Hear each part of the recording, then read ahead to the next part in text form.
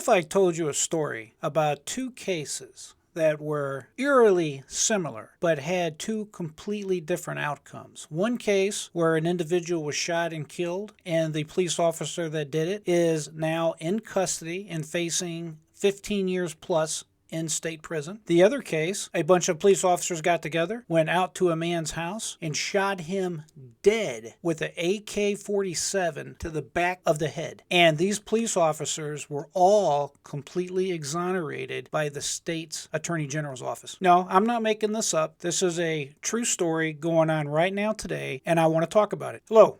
I'm J.R. Dukes with JRDukes.com. I appreciate you joining me today, and welcome to the J.R. Dukes Show. Today we're going to be talking about the case of Karen Potter and the case of Andrew Brown Jr. We're going to recap briefly. If you remember Potter, she just recently got convicted. She's a 49-year-old former police officer, had been with the police department for 26 plus years. She was training another officer when she pulled over her and the guy she was training, they pulled over a Mr. Dante Wright. Subsequent to this, they pulled him out of the car. They started going through the process they do to check people out, and it turned out that he had some kind of malicious warrant or misdemeanor warrant, some kind of warrant for his arrest, and she was charged with the responsibility of taking Mr. Wright into custody. At that point, Mr. Wright starts getting extremely agitated, and he resists arrest. There's no two ways about it. He was very combative, and he started taking off to get back into his vehicle. You probably have seen it on the news. I've definitely talked about it on my channel. The officer reporter was trying to take Mr. Wright into custody. She wasn't able to do so. She pulled out her taser. She yelled, "Taser, taser, taser." And unfortunately for Miss Potter and for Mr. Wright, she pulled out her gun instead of her taser. And I'm sure you know exactly what has happened since then. A jury real recently has just convicted the 49-year-old mother and former police officer on first and second degree manslaughter charges. The prosecutor in this particular case is seeking an upward departure from what would normally be a 7-year sentence, and they're looking now for more of a 15-plus year sentence, which means this poor lady won't be eligible to be released from jail or to get out of jail until she's roughly 64, 65 years old, somewhere in that vicinity. Let's talk about another case. We've talked about the Andrew Brown Jr. case. This happened on April 21st, 2021. I mean, this case is really outrageous. It's almost hard to believe the facts of this case. I've talked about this case, as I've said. The bottom line is this. You had a bunch of Yahoo sheriff's officers, and the name of the county is Pasco-Tink County. It's the Pasco-Tink County Sheriff's Department out in Elizabeth City, North Carolina. So what happened is allegedly Andrew Brown Jr., who was a 42-year-old man, he published reports said he had 7 children. I found another report that said he had 10 children. But obviously he was a family man, and he had many children. He's going to be sorely missed. But what happened in this particular case is they had a confidential warrant. And I don't hear any news reports talking about this, but this really aggravates me. They had a confidential warrant from another county. It wasn't even Pasco-Tink County. It was another county. Based on this confidential warrant, and listen, I'll talk about that at another time. This confidential warrant process is a bunch of nonsense, and it is one of the many reforms I think should be brought to law enforcement in general. At any rate, by acting on a confidential informant, the court awarded a search warrant, or an arrest warrant, I should say, for Andrew Brown Jr. You had a bunch of, I think it was 7 Yahoo police officers, sheriff's officers, got into the back, literally the back of a pickup truck. They all got their nice rifles out and their AK-47s or whatnot, and there's video showing them driving up to the residence of Andrew Brown Jr. They jump out of the truck that they're in, and Mr. Brown was already behind the wheel of the car. So we're going to be very similar here compared to the Kim Potter case. Mr. Brown Jr. is already behind the wheel of the vehicle. By the way, I'm putting links to all this right below the video in the description, so you can look at the videos yourself and make your own decision to see exactly what I'm talking about. At any rate, the police officers jump out. They're real excited, pumped up. They're having a good time. They're going to go out and they're going to get somebody. Well, they got somebody all right. Mr. Brown Jr., unfortunately for him, tried to quote-unquote escape. He pulled away very, very slowly. He might have brushed the leg of one of the sheriff officers that was out there at that time. And as he pulls away gently, and only after he started pulling away, they opened up. I think there was 2 or 3 of the officers that did not see the need to fire because their lives were not in any kind of danger. At any rate, the Mr. Brown Jr. is pulling away, and these officers, they let loose with their AK-47s or whatever Pacific rifles they had, and they just shot up his vehicle. And the kill shot was literally a shot behind the neck. I'll try to put a photo of it here it should be over to my side here, and you can see for yourself what I'm talking about. In this particular case, you have this, the district attorney there is Andrew Womble. This guy's a real class act, if you know what I'm saying. He went on television, and he called this particular shooting in the Andrew Brown Jr. case as justified. He said that the car that Mr. Brown was quote-unquote escaping in was a quote-unquote deadly weapon, and that the car was a weapon. That's his words, quote, the car was a weapon, end quote. Outrageous.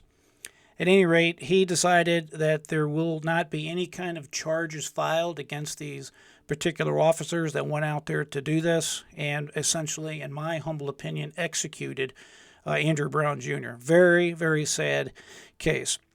The only good news I can tell you about this case is subsequent to this now, you have a lot of people checking this out. You have the FBI. They've opened a civil rights investigation looking into whether or not Mr. Andrew Brown Jr.'s civil rights were violated under the Constitution of the United States.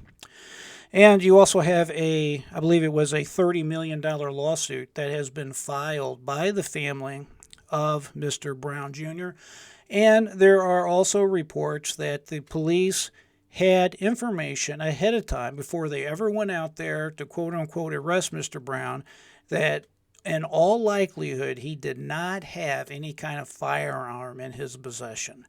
This story just keeps getting sad and more sad, and it's really just an extreme tragedy on all levels. At any rate, these police officers, as far as criminal prosecution to date, unless the feds are able to turn around and do something, and I hope they can, on a civil rights type issue, Mr. Brown's murder, in my opinion, his death is probably going to go unpunished as far as any kind of incarceration for these Yahoo officers that did this out there. On the other hand, you have former officer Karen Porter, and she's in custody right now. She is sitting in jail right now over there in Minneapolis. So she was convicted in the same courtroom as Darren Chauvin. Her situation, unfortunately for her, happened, I believe it was like the day of or the day after the Darren Chauvin verdict was actually decided, and it came down. Very sad situation in both cases, obviously, because you had individuals that were killed. In Karen Potter's case, the prosecuting officials there have decided that what she did was reckless, criminally reckless, and that she has to be put into a cage because she made a mistake. The folks that make these phasers, or these tasers rather, they have 15 documented cases of this happening before. So it's not like it hasn't happened before. It's not like mistakes are unexpected with these type of devices. In other words, they've made a device called a taser, and the manufacturers of the taser knows no matter how well they prepare an officer, no matter how many years of training an officer has, they know that there is the likelihood of an accident, of a confusion happening, because it has happened before, and they actively go out and train officers, encouraging them to train and to train daily, making sure they don't make that mistake. However, we're all human and we do make mistakes. So you had Miss Potter out there. She is under color of law trying to execute her duties like she's done in the previous 26 years, and because she made a mistake, And the mistake was made, in my judgment, because of the stress and the escape attempt. And he did escape, the escape of Mr. Dante Wright. He actually made it to the vehicle. Even after he was shot, he took off.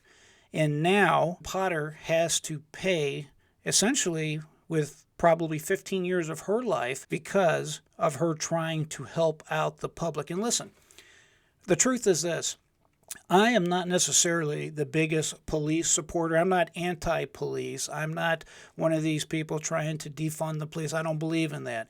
I have had experiences with the police myself, and I can tell you there are things that need to be done to make sure we have a better police force. We all need to support our police. We need police in our society, but the way the police operate right now is definitely not the best we can do as a society. I know that we can all do much better, and we should do much better.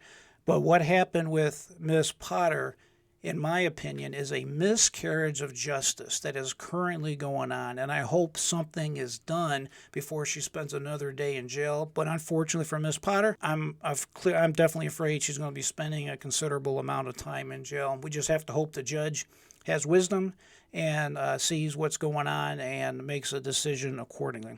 As far as Mr. Andrew Brown is concerned, as long as they have a Yahoo in there, that district attorney, that Andrew Womble, that will not hold the police accountable, probably these officers that executed Mr. Andrew Brown Jr. will probably continue to go scot-free. I can only hope that the FBI does a thorough and complete investigation and can find some way to charge them with civil rights violations so that they can be held accountable in a federal court of law.